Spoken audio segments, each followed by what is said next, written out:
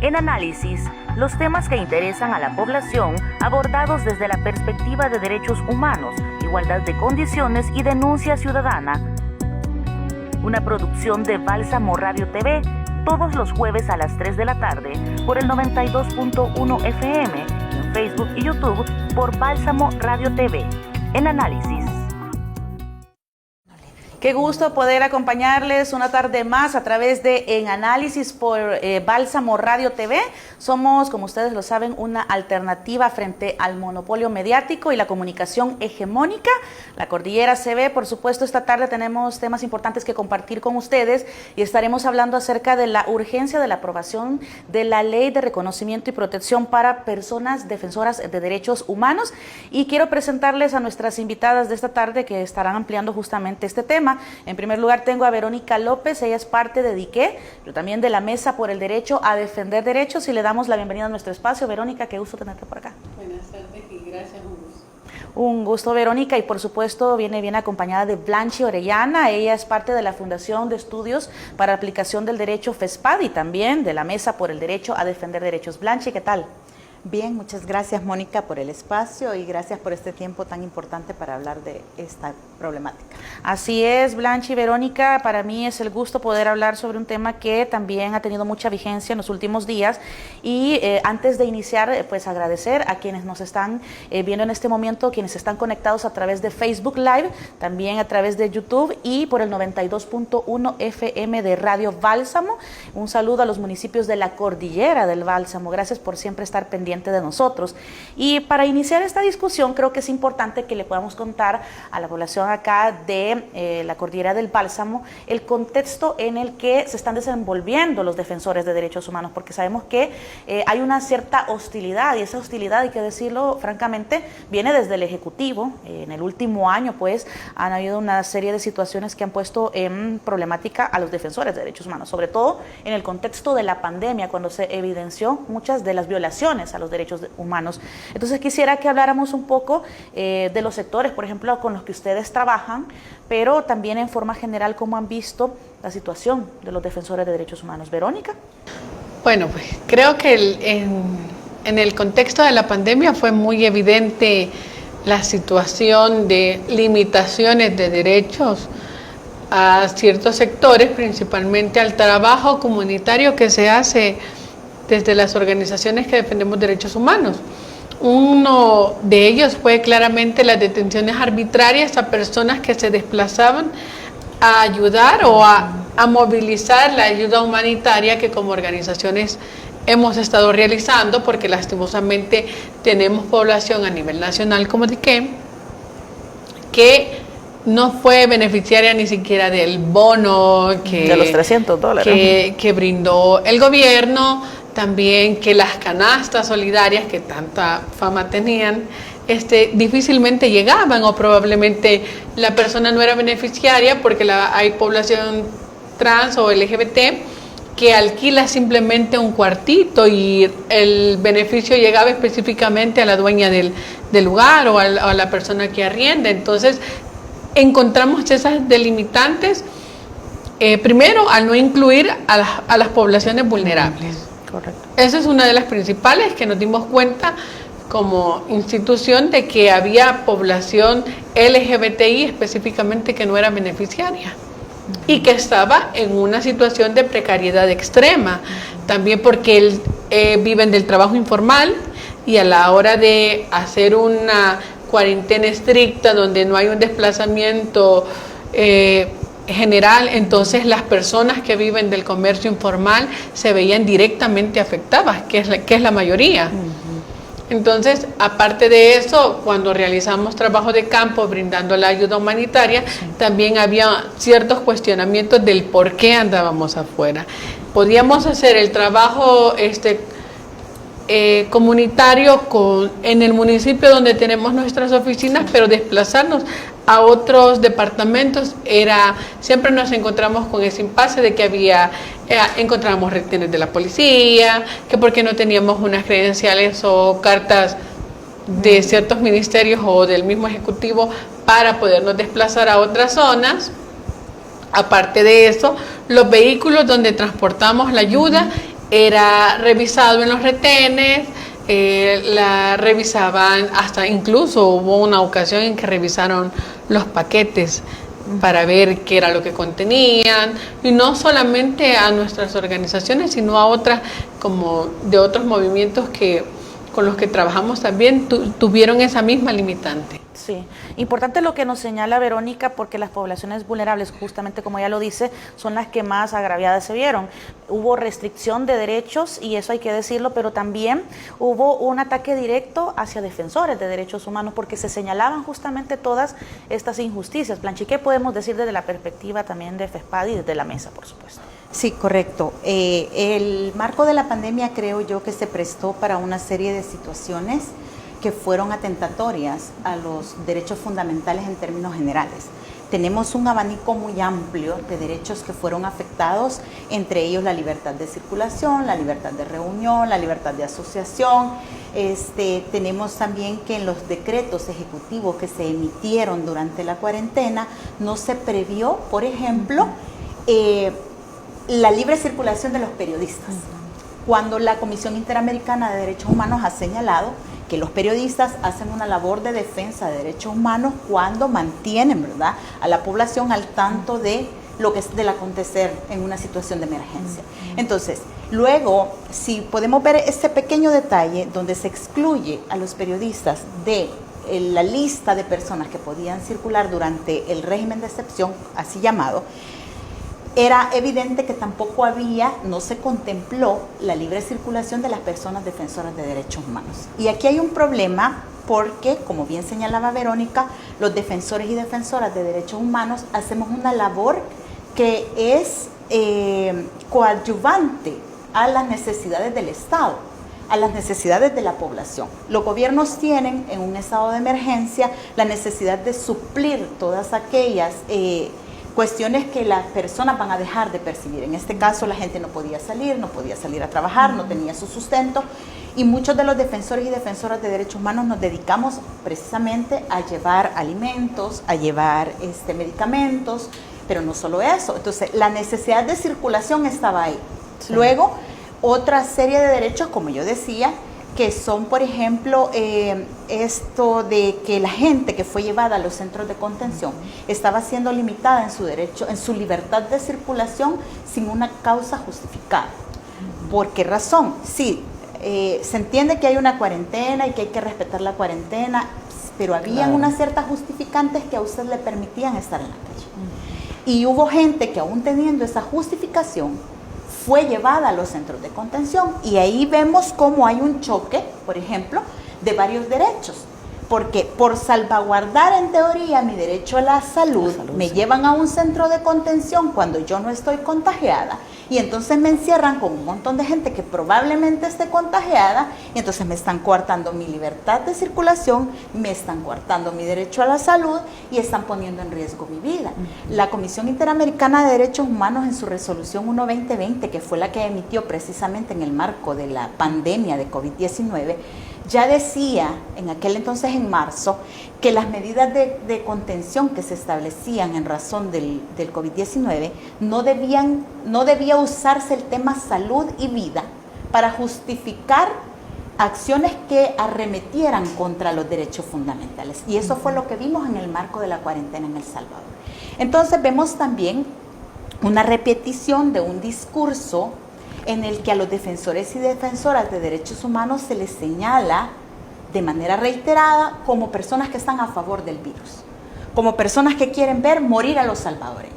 Y no se trata de eso, se trata de encontrar un equilibrio entre el derecho a la salud, salvaguardarse de la pandemia, a la que perfectamente estamos claros, ningún gobierno o Estado estaba preparado para enfrentarla, pero la democracia permite, cuando la democracia está bien arraigada, digamos, en una sociedad, permite que ese balance exista.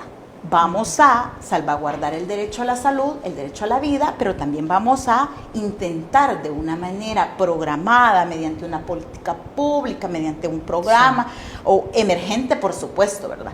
Un programa emergente, un plan de emergencia, implementar aquellas formas que sean lo menos gravosas posibles, Porque si yo voy a encerrar a la gente, por ejemplo, y no le voy a permitir salir a su casa o a ganarse el sustento diario, salir de su casa, perdón, o ganarse sustento diario, definitivamente voy a tener que suplir otras necesidades. Debe haber una propuesta también. Era la comida, ¿no? Entonces, y si yo tengo un grupo de personas que está dispuesta a ayudar a que esta comida llegue a los cantones, a los lugares donde yo no conozco, o a focalizarse, por ejemplo, en poblaciones vulnerables, específicamente como lo que planteaba la compañera Verónica, que sería el caso de la población LGBT, entonces eso, en lugar de contrariar mi necesidad como Estado de suplir esas necesidades, lo que está haciendo es ayudándome. Entonces, ese discurso de decir que los defensores y defensoras estaban a favor del virus ha sido realmente atentatorio, no solamente a los defensores como tal, sino también a la noción que la población tiene de lo que es la defensa de los derechos humanos. Tenemos un concepto equivocado de lo que significa defender derechos humanos, y eso es una constante en la administración actual.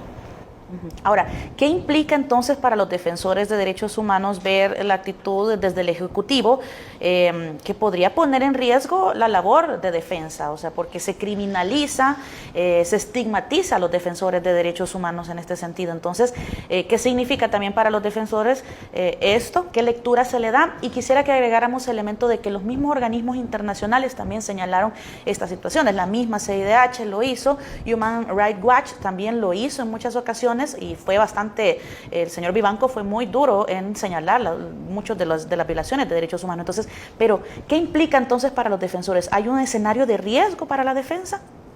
Sí, pues principalmente él tiende a generar una apología de odio a diferentes sectores, y uno de los que se vio muy afectado fue el sector de las personas defensoras de derechos humanos. ¿Qué es lo que implica esa apología de odio? A que el trabajo sea deslegitimado en los territorios, porque sabemos que es un poco populista con sus discursos, y esto genera a que estemos en una mayor vulnerabilidad, o sea, sin un marco normativo que no tenemos, que no reconoce la labor, que no garantiza, que no protege. A esto hay que sumarle el discurso de odio que él genera sobre, como él nos llamaba, pseudos defensores de derechos humanos, que queríamos desestabilizar el gobierno y todas esas cosas.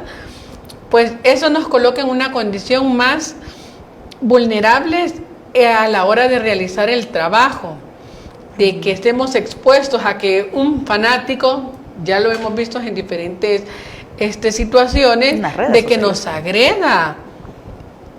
Hay publicaciones que estuvimos haciendo diferentes instituciones, pude observar también otras instituciones de otras luchas sociales que subían fotografías, que habían logrado entregar canastas alimenticias en sectores donde no ha tenido cobertura el gobierno. Y los comentarios de la población general son despectivos hacia el trabajo, en lugar de reconocer la labor humanitaria que estamos haciendo. Y así lo vamos a encontrar, y se va a hacer más crítica la situación, porque esto puede llegar incluso hasta agresiones en los mismos lugares donde residen las personas defensoras, donde trabajan, y esto afecta bastante el trabajo que nosotros realizamos. ¿Qué podemos decir sobre estas hostilidades, Blanchi? También colocan a los defensores de derechos humanos en una situación de riesgo, y esto nos adelanta a decir, bueno, es la urgencia de una ley, ¿no? Que lo vamos a ver quizás con mayor énfasis en el siguiente segmento, pero es un riesgo entonces ejercer ahora la defensa de derechos humanos. De hecho, la defensa de derechos humanos en El Salvador ya era riesgosa. En el año 2019, FESPAD presenta, en diciembre de 2019, FESPAD presenta un informe que implicaba desde junio de 2018 a junio de 2019 de cómo era la situación de defensores y defensoras de derechos humanos en El Salvador. Y a grandes rasgos, las conclusiones de este informe hablaba de que la defensa de derechos humanos en El Salvador era riesgosa por el control territorial que existe, tanto de grupos criminales, como la falta de control que tiene el Estado como tal en los lugares, ¿verdad? En los municipios, en las comunidades, en los territorios. Luego también se hablaba de la dificultad de defender derechos humanos cuando en términos generales la sociedad tiene, lo que yo decía hace un momento, un concepto equivocado de lo que significa defender derechos humanos. También, o sea, el nivel de estigmatización, criminalización, que lo hemos hablado en reiteradas ocasiones cuando hemos dicho a los defensores y defensoras de derechos humanos se entiende que es la gente que no tiene nada que hacer, que es la gente que le gusta cerrar calles, que son los que defienden criminales, que ese es el discurso que también se manejó previo a la cuarentena, cuando se llamó la atención acerca de cuáles eran las medidas que se estaban tomando para que los privados de libertad no estuviesen en condiciones que propiciaran un desborde de la pandemia al interior de los centros penales. Entonces, sí, es que están defendiendo a los criminales, pero a la gente humilde, inocente, al salvadoreño común no lo defienden porque lo quieren ver muerto, porque quieren que se vea que la gente se cae por la calle, etcétera, etcétera. El discurso. Entonces, detrás de ese discurso hay los defensores y defensoras de derechos humanos quieren que usted se muera. Entonces, si de por sí, como ya decíamos, en 2019 ya era difícil defender derechos humanos, porque siempre hay intereses distantes entre la defensa de los derechos humanos y los intereses institucionales o estatales. Sí. Al Estado no le va a convenir, por ejemplo, que un defensor de medio ambiente le diga, mire, usted no puede depredar indiscriminadamente. Pero entonces tiene que haber un equilibrio porque todos estamos claros y claras que es un hecho que no podemos depredar indiscriminadamente, porque tarde o temprano pagaremos las consecuencias de esa depredación. Nuestro medio ambiente está a punto de colapsar, tenemos una crisis hídrica que los expertos lo han señalado en reiteradas ocasiones y eso es defensa del medio ambiente y a eso se dedican los defensores y defensoras de derechos humanos.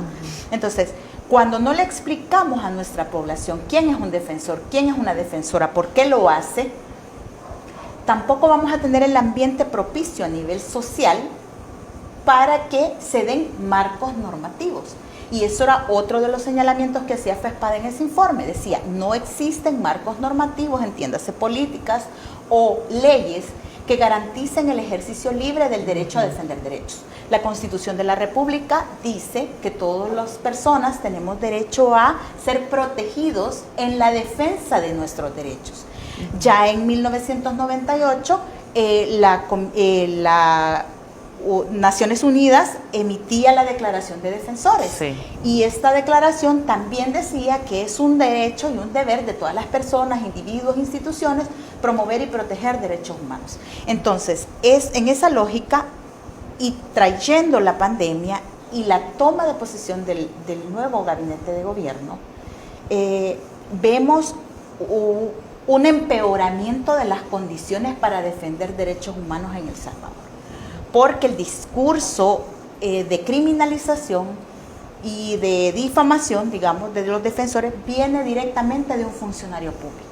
La Comisión Interamericana también en sus informes ha reiterado varias veces que los funcionarios públicos no deben, o deben abstenerse, más bien dicho, abstenerse de emitir discursos en los que criminalizan a defensores y defensoras de derechos humanos, porque el ser una figura pública o un agente de autoridad hace que ese discurso tenga un impacto grave en la sociedad y en la integridad de los defensores y defensoras. Entonces ahora observamos que el defensor y defensora de derechos humanos, antes teníamos un desconocimiento, pero ahora lo conocemos en sentido negativo.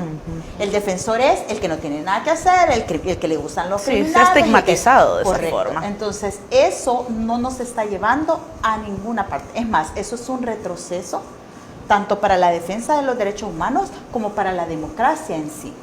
Muy bien, me quedo con ese aspecto del retroceso, me llama mucho la atención porque es así, hay un escenario básicamente adverso para los defensores de derechos humanos y esto hace urgente que haya una ley de protección para quienes defienden derechos. Eso lo vamos a hablar después de esta pausa porque también me interesa que podamos promover esta propuesta de ley que también es una deuda de la Asamblea Legislativa desde hace 2 años o un poco más de 2 años, entendería. Vamos a hablar de esto al volver de la pausa, no nos vayan a cambiar, ya regresamos. En Análisis, los temas que interesan a la población abordados desde la perspectiva de derechos humanos, igualdad de condiciones y denuncia ciudadana. Una producción de Bálsamo Radio TV, todos los jueves a las 3 de la tarde por el 92.1 FM, en Facebook y YouTube por Bálsamo Radio TV. En Análisis. Acopanchi DRL. Somos una asociación de mujeres bordadoras que elaboramos el tradicional paño pancho, una herencia cultural del municipio. También confeccionamos ropa a la medida para mujeres, hombres, niñas y niños, mantelería, bordado en general, mascarillas de tela y mucho más. Estamos en el Parque Escultórico Puerta del Sol en Panchimalco. Contáctanos al 7668-7532 o escríbenos al correo acopanchi@gmail.com. Una ciudadanía activa es la que conoce sus derechos y exige su cumplimiento. ¿En El Salvador existe ciudadanía activa?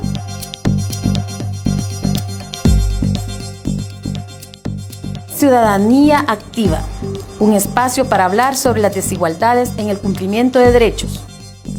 Por Bálsamo Radio TV. Aqua te invita a sintonizar el programa Abriendo Caminos Mientras Avanzamos, un espacio de análisis y reflexión sobre temas de la coyuntura local, nacional e internacional relacionados con el derecho humano al agua, a la alimentación, la comunicación y a una vida digna en la cordillera del Bálsamo. Acompáñanos todos los lunes de 7 a 8 de la noche, abriendo caminos mientras avanzamos, aquí en Radio Bálsamo 92.1 FM. En Análisis, los temas que interesan a la población abordados desde la perspectiva de derechos humanos, igualdad de condiciones y denuncia ciudadana. Una producción de Bálsamo Radio TV, todos los jueves a las 3 de la tarde por el 92.1 FM, en Facebook y YouTube por Bálsamo Radio TV. En Análisis.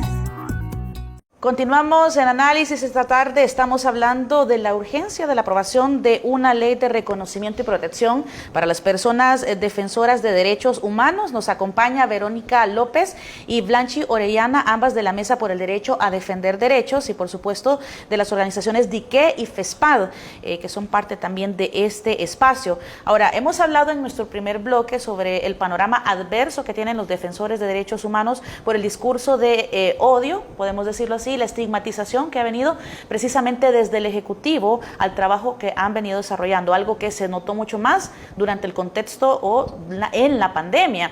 Ahora, ya hace 2 años se presentó una propuesta de ley que definitivamente pues ayudaría a que no se esté estigmatizando a las personas, que haya algo que proteja el derecho de defender derechos.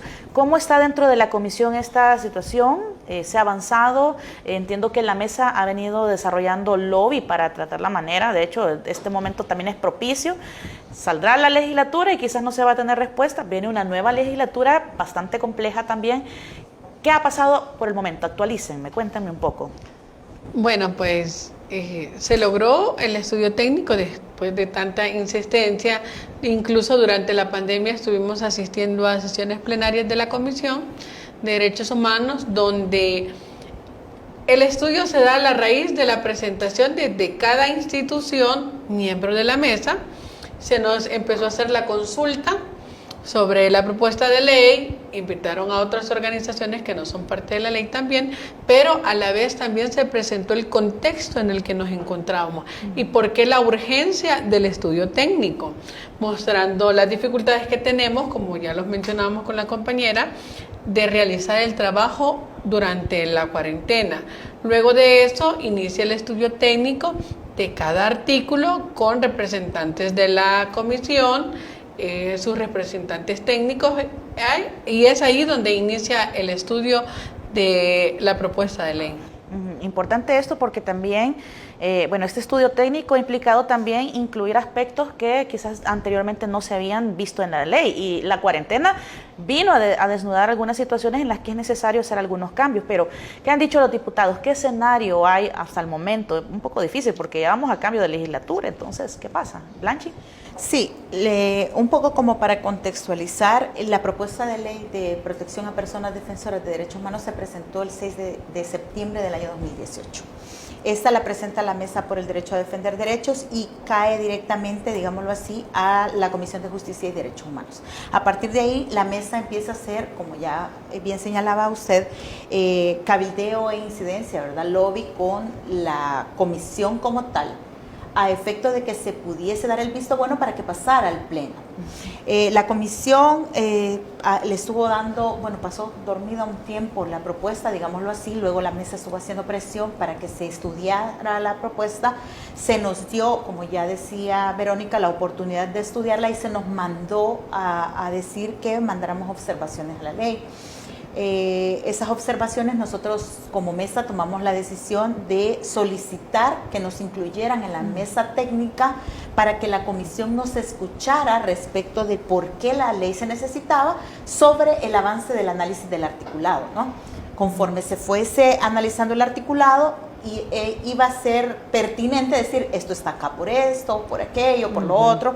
Bueno, se dio la mesa técnica, estuvimos trabajando ya en la cuarentena, de manera remota, digamos, en reuniones virtuales, con poca participación de los diputados y diputadas de la comisión, básicamente con la encargada de la comisión, y se nos dijo que se le iba a dar trámite porque la comisión había dado sus votos en razón de que en cuanto se finalizara de analizar, ellos estaban dispuestos a aprobarla porque estaban conscientes de la necesidad de la misma.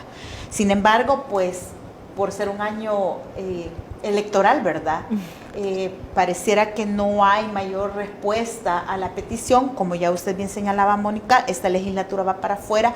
Uno de sus compromisos fue precisamente dejar esta ley y la ley de pueblos originarios. No sabemos nosotros particularmente qué ha sido de la ley de pueblos originarios, pero sí la ley esta de protección a personas defensoras de derechos humanos se quedaría como una deuda de esta legislatura. Estando la pieza ya al interior, habiendo sido ya revisada en más de una ocasión, no solo por la Mesa por el Derecho a Defender Derechos, sino también por otras organizaciones de defensa de derechos humanos, pues la ley se estaría quedando ahí como una deuda de esta legislatura.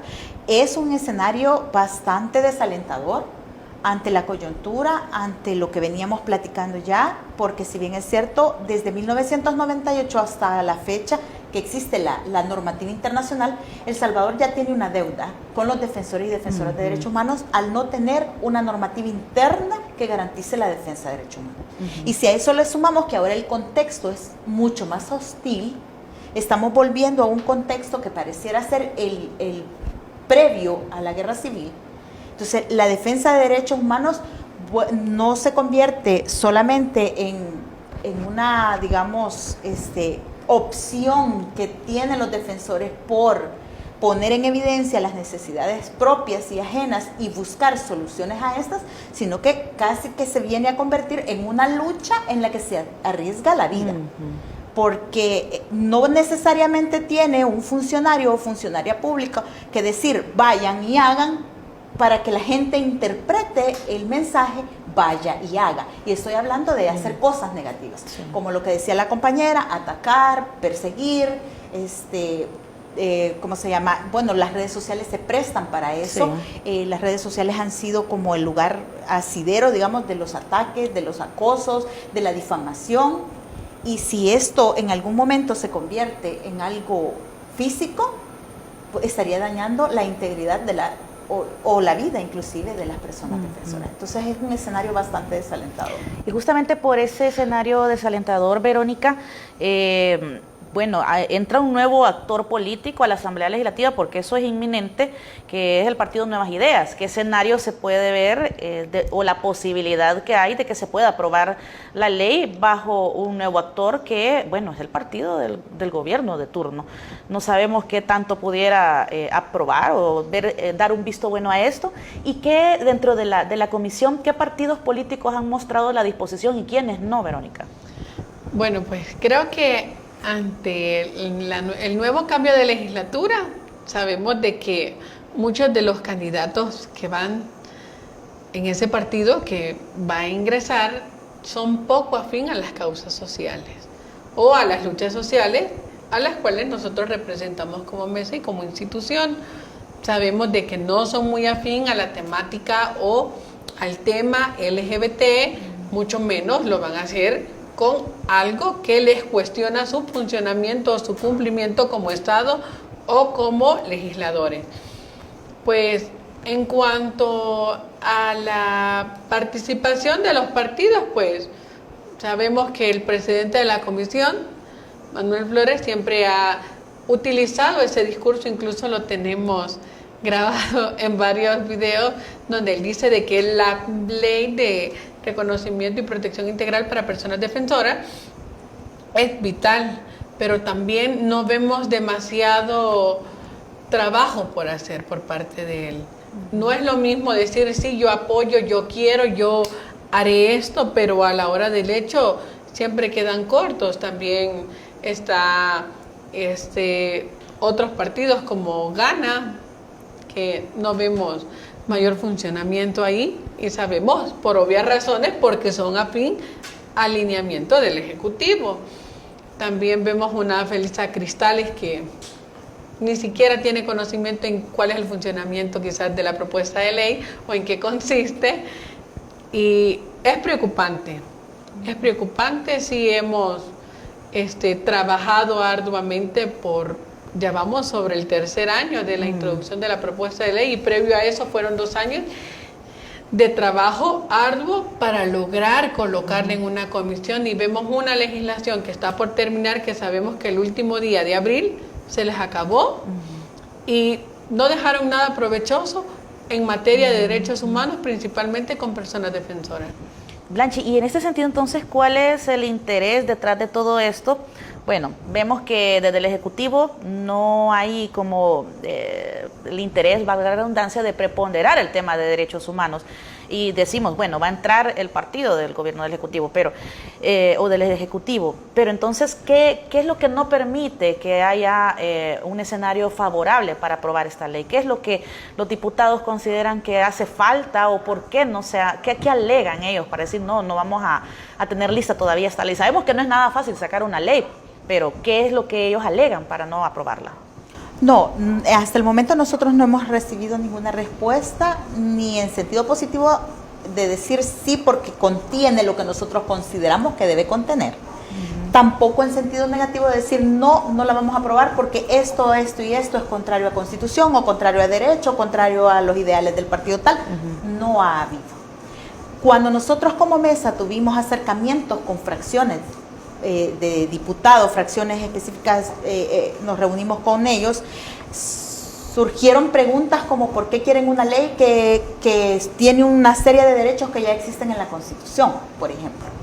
Entonces, si ya existen en la Constitución, ¿ustedes para qué quieren esta ley? Es decir, yo creo que en la misma lógica de lo que hemos venido hablando, tenemos un concepto equivocado de la defensa de los derechos humanos. Y como tenemos ese concepto equivocado, no comprendemos cuál es la necesidad de que exista una legislación. Entonces, a los legisladores es más fácil llegarles por la vía de, sí, pero hay una legislación internacional que a usted le está diciendo que tiene que legislar a nivel interno, y entonces usted ya a estas alturas debería tener uno.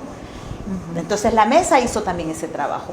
Presentó, por ejemplo, audiencia ante la Comisión Interamericana de Derechos Humanos en 2018, fue una comisión a hablar allá, llamaron también a representantes del Estado, y los representantes del Estado dijeron que ya existía una oficina de atención a víctimas. Y eso deja aún más en evidencia que no comprendemos la diferencia entre una víctima y un defensor de derechos humanos, que no son ni cercanamente lo mismo. Un defensor de derechos humanos sí puede llegar a ser víctima cuando ya sufrió un atentado o una violación a sus derechos. Mientras tanto, no es una víctima, por tanto necesita otro tipo de tratamiento. Y cuando hacemos una ley especial para que sí efectivamente tiene derechos que ya están contemplados en la Constitución, es número uno por 2 razones. Una es estrictamente legal y otra que es un tanto más doméstica, digamos. La estrictamente legal es porque nosotros en El Salvador tenemos una constitución que en la teoría constitucional se le llama semidesarrollada. Las constituciones semidesarrolladas solo enuncian los derechos, pero el desarrollo de todos esos derechos se va a las normativas secundarias. Exacto. En esa lógica, si nosotros nos amparamos en el artículo 2, que dice que debemos ser protegidos en la defensa de nuestros derechos, el desarrollo de ese artículo que dice que nos debe proteger deberá estar en una normativa secundaria que sea una ley de protección a personas que defienden derechos humanos. Ahí tenemos la razón 1. La siguiente razón es precisamente porque existe materialmente las personas defensoras ya existen, ¿no? Entonces es necesario tener en cuenta que esta labor debe ser de alguna manera regulada no con ponerle barreras, sino al contrario, con facilitar la labor de defensa de derechos humanos. Entonces, esas son las razones por las que definitivamente debería de haber una normativa de protección a personas defensoras de derechos humanos, porque los defensores, ya decíamos, no hay, por ejemplo, hablaba yo de los resultados del informe 2019 de FESPAD. Se pudo poner en evidencia que no hay un registro oficial de vulneraciones a derechos de personas defensoras. Claro.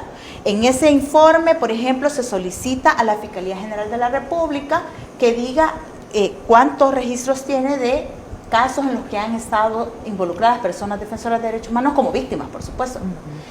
Y dice, esa categoría nosotros no la registramos.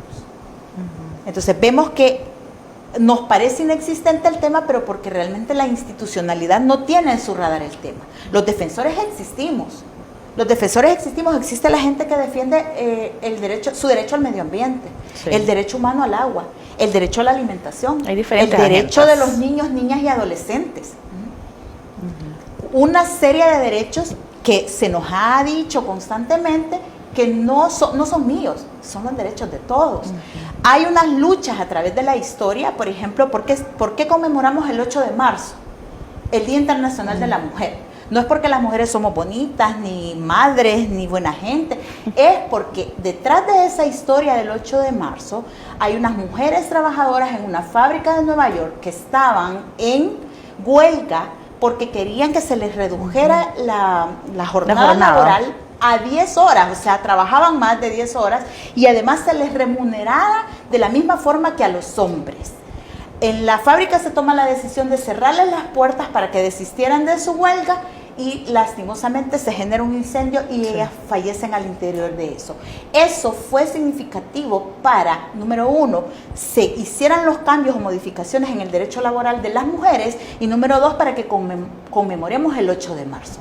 ¿Sí? Entonces, esas son defensoras de derechos humanos. Las mujeres que lucharon en El Salvador porque otras mujeres pudiésemos emitir nuestro derecho al voto, ya que estamos en el marco de las elecciones, ¿no? Hasta 1950 las mujeres no podíamos votar en El Salvador. Exacto. Es decir, que la abuelita de nosotros, nuestras abuelitas, no votaron. Votaron hasta que ya estaban ancianas, quizás como nosotros las recordamos, ya siendo abuelitas. Pero de mujeres jóvenes no lo hicieron, porque hasta 1950 las mujeres no podíamos votar en El Salvador. Entonces, ¿qué es lo que pasa? Todas estas mujeres que se pronunciaron y lucharon porque las mujeres tuviésemos igualdad de voto en El Salvador, han sido mujeres defensoras de derechos humanos. Y podemos sacar una larga lista de defensores y defensoras de derechos humanos en El Salvador, inclusive que han ofrendado su vida por la defensa de los derechos humanos. Pero se nos sigue vendiendo el discurso que los defensores son gente incómoda. Si no cambiamos esa percepción a nivel social, no vamos a hacer comprender ni a la gente ni a los diputados que necesitamos una ley. Y el derecho que ahora podemos ver como mi derecho, eso no es mío, no me interesa, no me sirve. El día de mañana podemos tener la necesidad de salir a la calle porque no tenemos agua, que será muy pronto. Claro, y de hecho ya hay marchas y hay toda Correcto. Entonces eso implica que a todos los salvadoreños por igual debería importarnos tener una normativa que nos permita defender los derechos ya ganados, sobre todo con las amenazas actuales a la democracia, libertad de división de poderes y Estado de Derecho. Y que justamente también son derechos ganados desde la firma de los acuerdos de paz, porque tampoco podemos olvidar el conflicto armado, donde muchos defensores de derechos humanos también ofrendaron su vida por tener esta democracia un poco incipiente, pero que va caminando. Vamos a nuestra segunda pausa, vamos a seguir con esta transmisión, no se nos vayan a ir, ya regresamos. En Análisis, los temas que interesan a la población abordados desde la perspectiva de derechos humanos, igualdad de condiciones y denuncia ciudadana. Una producción de Bálsamo Radio TV, todos los jueves a las 3 de la tarde por el 92.1 FM y en Facebook y YouTube por Bálsamo Radio TV. En Análisis. Acopanchi DRL, Somos una asociación de mujeres bordadoras que elaboramos el tradicional paño pancho, una herencia cultural del municipio. También confeccionamos ropa a la medida para mujeres, hombres, niñas y niños, mantelería, bordado en general, mascarillas de tela y mucho más. Estamos en el Parque Escultórico Puerta del Sol en Panchimalco. Contáctanos al 7668-7532 o escríbenos al correo acopanchi@gmail.com. Una ciudadanía activa es la que conoce sus derechos y exige su cumplimiento. ¿En El Salvador existe ciudadanía activa?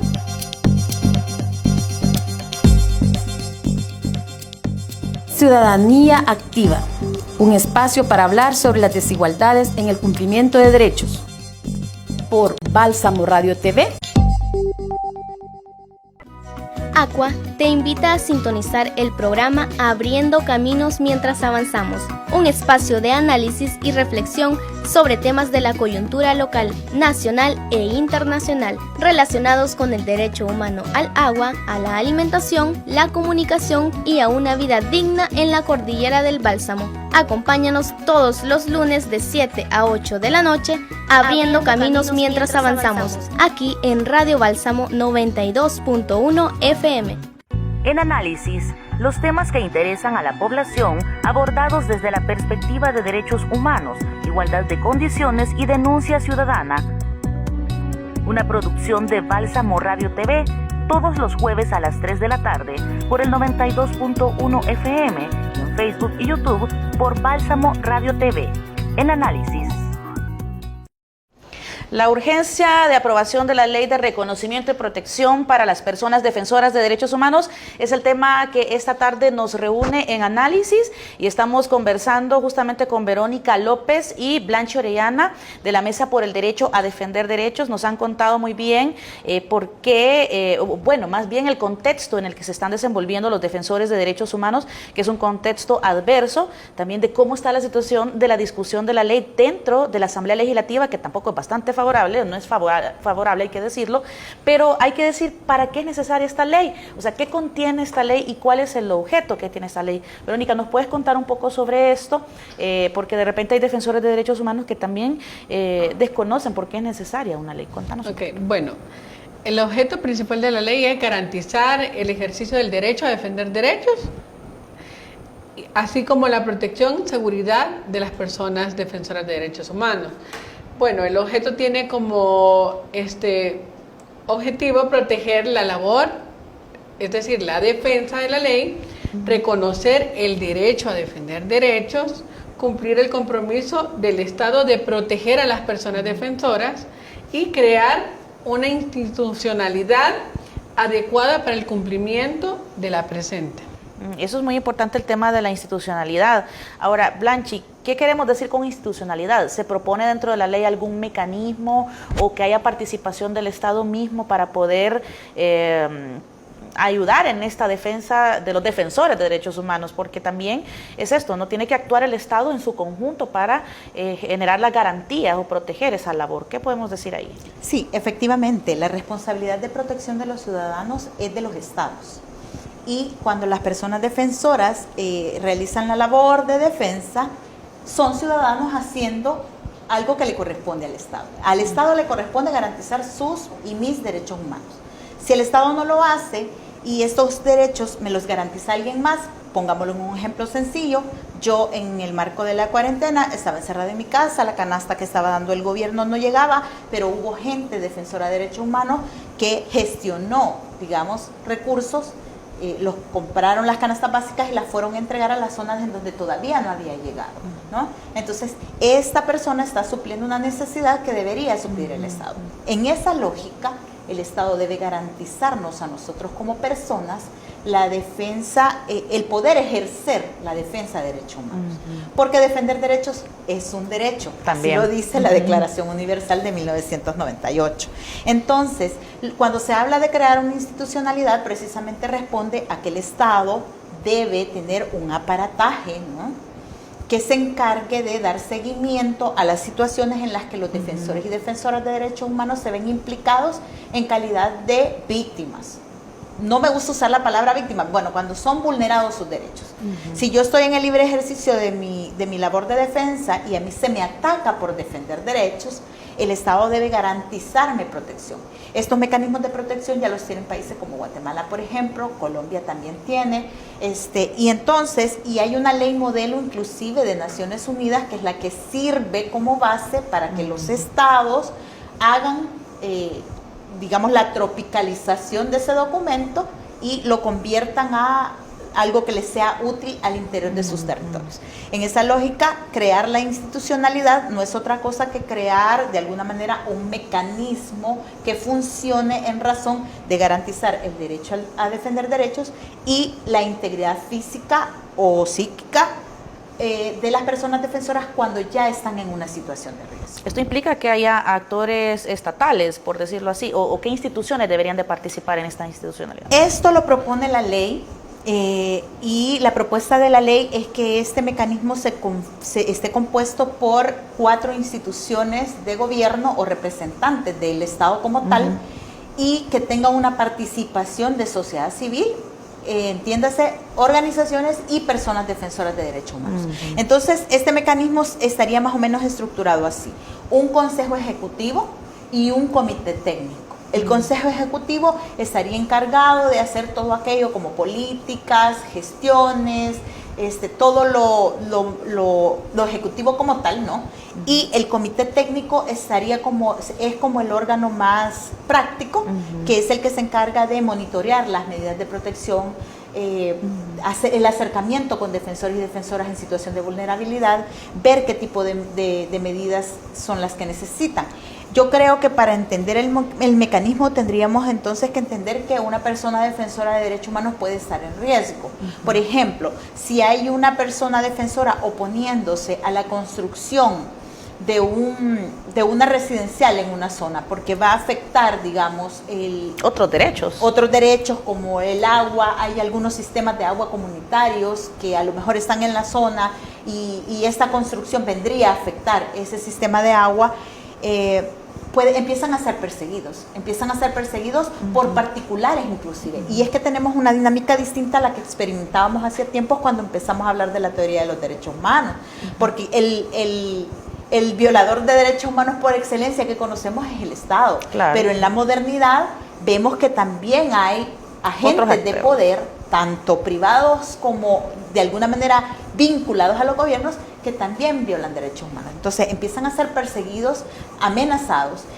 En esa situación, si por defender el derecho humano al agua, esta persona está siendo amenazada, perseguida y corre riesgo su vida, ese sistema tendría que activarse y poner en marcha un protocolo de seguridad que podría ser sacarla del territorio, podría ser reubicarla, podría ser darle, digamos, el dinero suficiente, no sé, para que se mueva por su cuenta.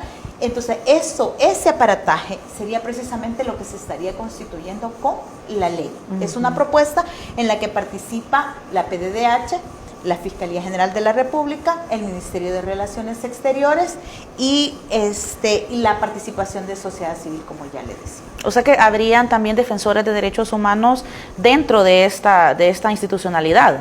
Habría una representación en igual número, es decir, los 4 representantes de las instituciones estatales, PDH, Ministerio de Relaciones Exteriores, Fiscalía y Ministerio de Justicia, y la representación de 4 organizaciones o personas defensoras de derechos humanos. Claro que hay todo un reglamento, digamos, de cuánto tiempo van a durar, cuánto tiempo van a permanecer, cómo van a sesionar, etcétera, etcétera, pero en teoría este sería el mecanismo encargado de generar esa protección a defensores que por el momento no la contamos. Definitivamente que hace falta una ley en este estilo. ¿Qué podemos decir ahí también, Verónica, de esta urgencia? Ustedes han hecho llamados constantes a que se pueda aprobar esta ley. Ya decíamos, dentro de la Asamblea Legislativa, pues no se ven visos de que pueda haber una aprobación pronta, pero han estado trabajando también por dar a conocer esta propuesta de ley con diferentes sectores. Hay diferentes agendas, ahí no se hablan de sectores específicos, sino que toda aquella persona que se asuma como defensora de derechos humanos puede adscribirse a esta ley. Pero ¿qué trabajo han venido ustedes haciendo para que se conozca y para que las juventudes también las conozcan? Bueno, pues como mesa hemos realizado también campañas en medios de comunicación, radiales, en Twitter, que funciona bastante bien. En las redes sociales de cada institución hay instituciones que han realizado campañas. FESPAD lanzó una muy buena sobre derechos humanos, hacer conocer el tema a la población en general y ir quitando esas etiquetas de que si sos defensor de derechos humanos defendés delincuentes, como suele pasar en algunos casos. Que nos colocan, por no decir otras cosas, pero realizar las campañas ha sido lo más funcional que hemos tenido, no solamente para impulsar o hacer presión mediática a la comisión o a los diputados, sino también para socializar con la población en general, que conozca la labor.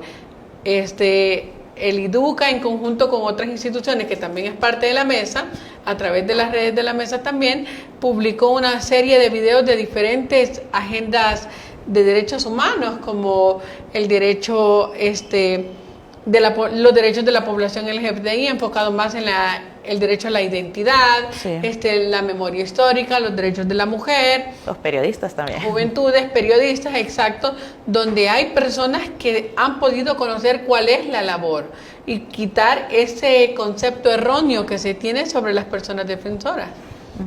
Ahora, Blanchi, solo quería aprovechar porque también ustedes como FESPAD van a tener la presentación de una investigación y justamente es defendiendo los derechos humanos en El Salvador en tiempos del COVID-19, que es justamente aplicable a lo que estamos hablando esta tarde, ¿no? El tema de que cómo se violentaron derechos durante la pandemia. Y es importante tener estos insumos porque de repente decíamos, no tenemos números, no tenemos cifras, no tenemos informes que nos den cuenta de lo que está pasando en materia de derechos humanos.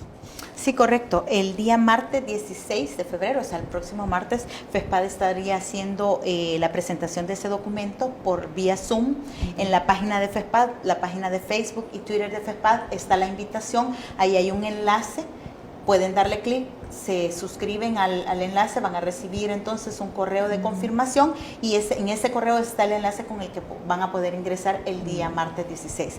Precisamente esta investigación es, como ya usted señalaba, Mónica, sobre cómo fue defender derechos humanos en el marco de la pandemia, ¿no?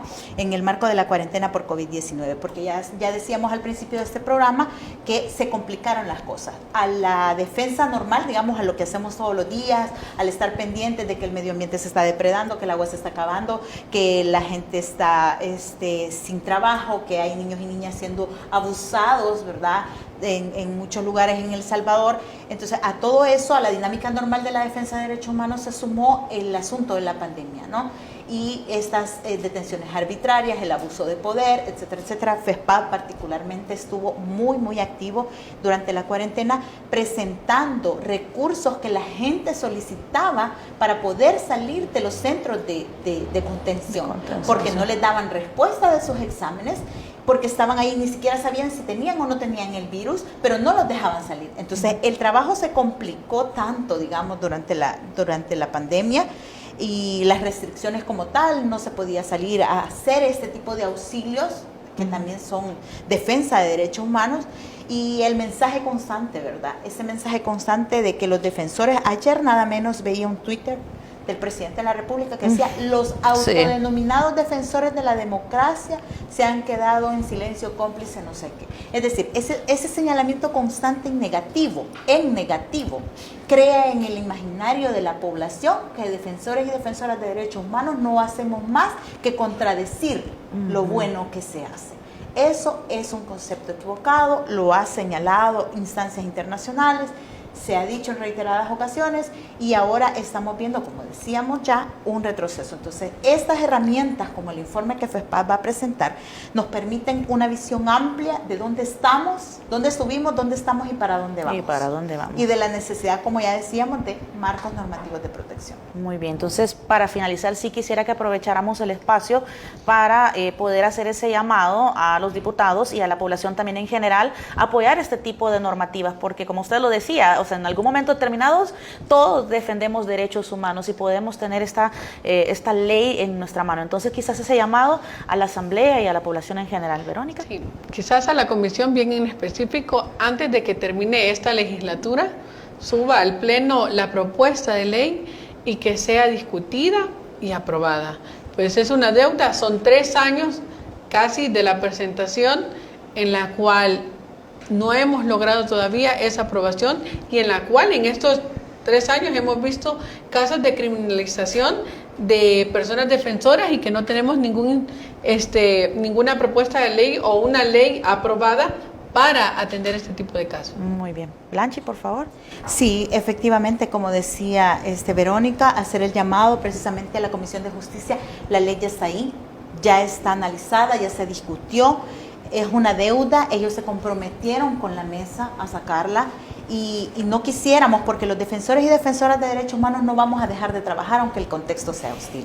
No vamos a dejar de hacer lo que hacemos y lo hemos hecho, lo han hecho generaciones anteriores y lo seguiremos haciendo nosotros y a lo mejor lo van a hacer las nuevas generaciones. Pero qué bueno fuera que fuera esta legislatura que le deje esa herencia positiva al defensor y defensora de derechos humanos de contar con un marco normativo que no precisamente va a garantizar que las cosas no ocurran, pero va a ser una opción para protección en caso de algunos defensores y defensoras de derechos humanos. Así que la petición es precisamente hoy a la Comisión de Justicia y Derechos Humanos a dejar esa herencia positiva en el imaginario del pueblo salvadoreño de que fueron ustedes quienes dieron respuesta a esta necesidad del pueblo como tal. Perfecto, importante llamado que hacen ambas organizaciones. Yo agradezco a ambas también, por supuesto, por haber venido con nosotros esta tarde. Las puertas están abiertas para ustedes para retomar este y otros temas. Así que muchas gracias a Verónica y a Blanchi también por haber venido. Gracias, Mónica. Gracias. Perfecto. Nos seguimos viendo mañana, amigas y amigos televidentes, o quienes están a través de las redes sociales, por supuesto. Vamos a estar también hablando otras temáticas referente a las elecciones. Así que ahí los esperamos en la transmisión a través de En Análisis. Buenas tardes. En Análisis, los temas que interesan a la población abordados desde la perspectiva de derechos humanos, igualdad de condiciones y denuncia ciudadana. Una producción de Bálsamo Radio TV, todos los jueves a las 3 de la tarde por el 92.1 FM y en Facebook y YouTube por Bálsamo Radio TV. En Análisis.